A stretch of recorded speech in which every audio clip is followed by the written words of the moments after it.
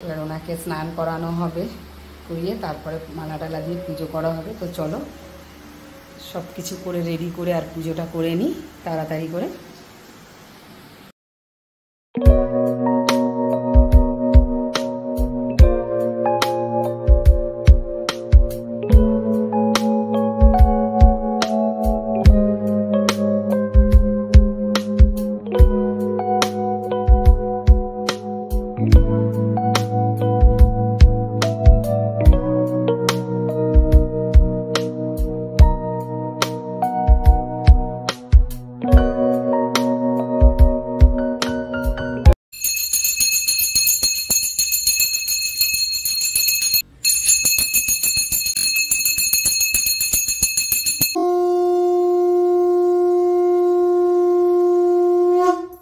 পুজো তো আমাদের কমপ্লিট হয়ে গেছে, এবার যাবো নিচে রেডি হতে, কেন যেতে আছে বললাম নিমন্ত্রণ বাড়িতে। তা চলে যাই, রেডি হয়ে যাই। আমি একদম রেডি হয়ে গেছি যাওয়ার জন্য, মেয়েও রেডি হচ্ছে। এবার গাড়ি আসলেই আমরা বেরিয়ে যাব। প্রথমত ভেবেছিলাম পুজো বাড়ি তো একটু শাড়ি পরে যাই, যা বৃষ্টি শুরু হলো আর ইচ্ছা হলো না শাড়ি পরতে, তো এরকম চুড়িদারই পরে নিলাম। আর সারা দিনের ব্যাপারও আছে, শাড়ি পরলে খুব অসুবিধাও হয়, তাই জন্য চুড়িদার পরেই নিলাম। তো চলো যাওয়া যাক, গিয়ে দেখাই তোমাদেরকে যে মেয়ের বাড়িতে কিরকম কি পুজো হচ্ছে সব কিছু।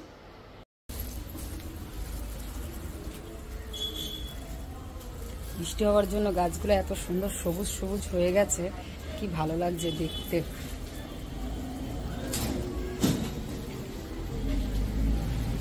সমস্ত গাছগুলোতেই এই যে কুড়ি আসছে আস্তে আস্তে, এবার বৃষ্টি পড়ছে, এবার সব ফুলগুলো ফুটবে। এতদিন যা গরম ছিল, বৃষ্টি হচ্ছিল না ঠিক মতো, গাছগুলো আমার সব মরেই গেছিল যেন।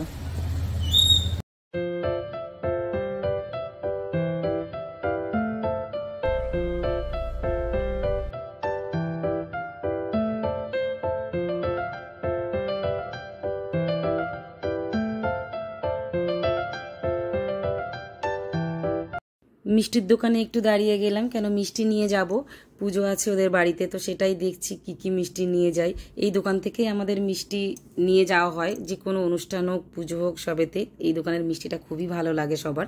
তো এখান থেকে একটু মিষ্টি নিয়ে চলে যাব তারপরে মেয়ের বাড়িতে।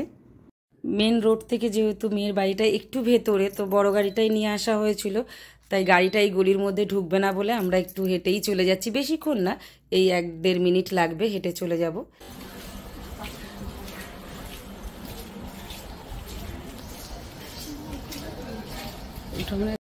এই যে চলে এসেছি মেয়ের বাড়িতে, আর ভেতরে এই যে পুজোর আয়োজন করছে। চলো দেখি কি করছে, সব কি কি জোগাড়জাত করছে, এখনো পুজো শুরু হয়নি। এই যে ঠাকুরমশাইরাও এদিকে সব জোগাড় করছে, আর দেখি ভেতরে কে কে আছে কি করছে সবাই। এই যে বার্থডে বয়, হ্যাপি বার্থডে। ট্রিটটা কখন হবে, পার্টিটা কখন হবে?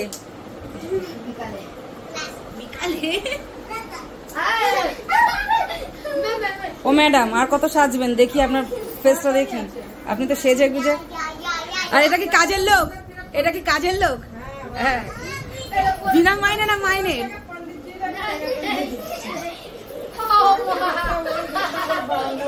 কি করছিস তুই কাকুকে? মিষ্টি মিষ্টি, तुम काकू को बर्थडे बोले, हैप्पी बर्थडे बोले? बाबा ये क्या एटीट्यूड है, हैप्पी बर्थडे काका। হল রুমেই পুজোর ব্যবস্থা করা হয়েছিল, যেহেতু ঠাকুর ঘরটা ছোট, এত লোক আছে, তো এই যে এখানে ঘট স্থাপনা করেছে, আর মাতা রানীর ছবিও রেখেছে। সবাই বসার জন্য এখানে বিছানার চাদরও পেতে দিয়েছে। আর এই সাইডে আমার মেয়ে, শাশুড়ি, দেওর আরও সবাই মিলে 1008টা বেলপাতার উপরে রাম রাম লিখতে হয়, সেগুলোই ওরা লিখছে চন্দন দিয়ে। তো চলো মেয়ের ঠাকুর ঘরটাও তোমাদেরকে একটু দেখিয়ে দিই। বললাম না একটু ছোট ছিল বলে পুজোটা বাইরে করেছে, তো ঠাকুর ঘরটা এই সাইড দিয়ে, রান্নাঘরের সাইড দিয়ে গিয়ে ঠাকুর ঘরটা আছে। ঠাকুর ঘরটাও বেশ সুন্দর, এই যে সব ঠাকুরই রয়েছে, রাধা কৃষ্ণ, তারপরে এখানে রয়েছে লক্ষ্মী গণেশ, এদিকে রাম সীতা লক্ষ্মণ, বেশ সুন্দর লাগে। এই রাম সীতা লক্ষ্মণটা আমার খুব পছন্দ, খুব সুন্দর লাগে দেখতে বেশ। মেরি তরফ তো দেখো,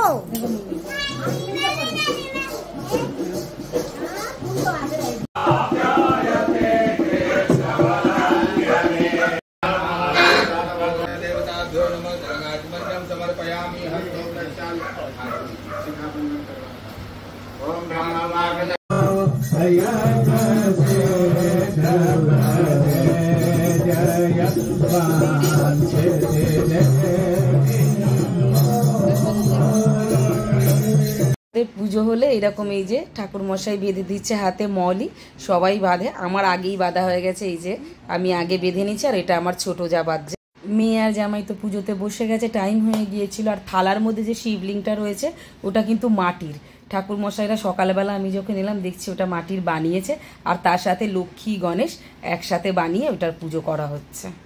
তো পুরো রাত অবধি হবে। তো যখন 2-2:30 বাজে আমার খিদে পেয়ে গিয়েছিল, তো আমরা বাচ্চাদেরকে নিয়ে নিচে খেতে চলে গিয়েছিলাম। যেহেতু আমি ফুল উপোস করিনি, আর ওরা সব আমার মেয়ে আরও যারা আছে ওরা উপোস করেছে, ওরা একবারে পুজো শেষ হলে পুষ্পাঞ্জলি দিয়ে তারপর খাবে। আর এখানে আমি, ঘন্টু, তারপর ঝিলিক আর বাচ্চারা যারা ছিল আমাদের বাড়ি সবাই খেতে বসে গিয়েছিলাম। এই যে থালা দিয়ে গেছে, তার মধ্যে একটা লেবু আর এই জলের বোতল করেছে। প্রথমেই ভেজিটেবিল চপ দিয়ে গিয়েছিল আমাদেরকে খেতে। তো ভেজিটেবিল চপটা খুব টেস্ট হয়েছিল, আমি খেয়ে দেখলাম একটা, যে খুবই সুন্দর হয়েছিল খেতে ভেজিটেবিল চপটা। আর এখানে ঝিলিক ঘন্টুর সাথে কথা বলছে, আর এই যে খেতে শুরু করে দিয়েছে ঝিলিকও। ওরও খিদে পেয়ে গিয়েছিল, স্কুল থেকে চলে এসেছিল একদম, এসে এখানেই ও জামা কাপড় নিয়ে এসে চেঞ্জ করে আমার সাথে খেতে বসে গেছে। আর এই যে আমিও একটু খেয়ে নিলাম, বেশ ভালো লাগছিল খেতে ভেজিটেবিল চপটা গরম গরম। ভেজিটেবিল চপের সাথে স্যালাডও দিয়েছিল, এই যে শসা দিয়েছিল, আমার আর গাজর পড়েনি থালায়। আর এইদিকে দিয়ে গেছে রাধাবল্লভী, আর তার সাথে চানা মশলা আর কাশ্মীরি আলুর দম। খাবারগুলো সবই খুব টেস্ট হয়েছিল, নিরামিষ হোক খুবই টেস্ট হয়েছিল। রাধাবল্লভী, চানা মশলা আর আলুর দম খাওয়ার পরে দিয়ে গেছে এই যে চাটনি, আমের চাটনি আর পাঁপড়। আর পায়েস করেছিল, আমি যেহেতু পায়েসটা খাবো না, ঘন্টু পায়েস নিয়েছিল, ও পায়েসটা খেলো।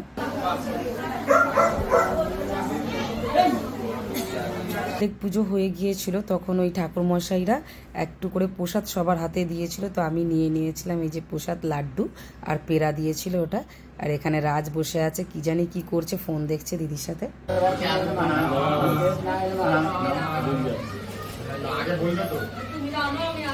नमा नमा जोर से बोलिए, सुनते नहीं हम। नमा नमा बोलिए जोर से, हम नमा बोलेंगे तो जोर से दौड़ा बोलिए। हम नहीं तो बात नहीं। ঠাকুর মশাইরা শিবের লিঙ্গ বানাবে, যে ফুল দিয়ে আরও অনেক কিছু দিয়ে সবাই মিলে বানাচ্ছে, যে 108টা পদ্ম, এদিকে বেলপাতা, তুলসী পাতা, ফুল সব দিয়ে বানাচ্ছে। তো বানাতে একটু সময় লাগবে, পুরোটা কমপ্লিট হয়ে গেলে আবার দেখাচ্ছি কীরকম হয়, দেখতে খুবই সুন্দর হয়।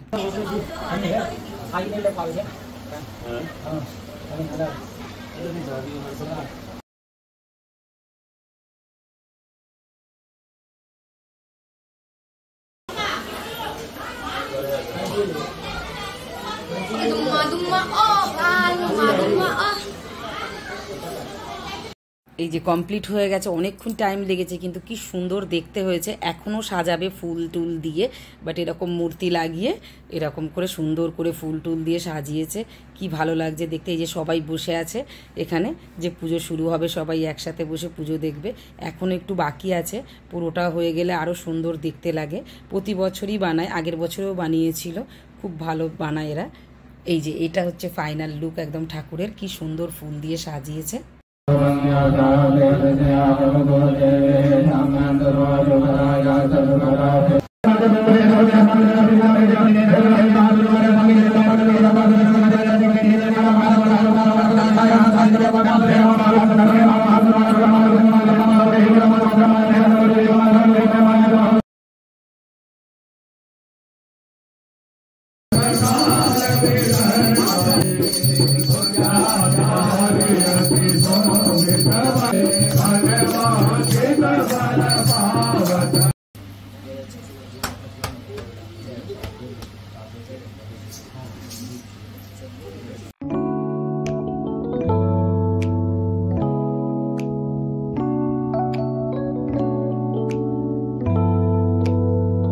ফাইনালি পুজো শেষও হয়ে গেছে, আর বাড়ি চলে এসেছি। খুব কষ্ট, সারা দিন আজকে হয়েছে। তো চলো গেটটা খুলে নি তাড়াতাড়ি করে, ফ্রেশ হয়ে নেবো। আর ভালো লাগছে না, গরমও লাগছে, আবার বৃষ্টিও হচ্ছিল বাইরে।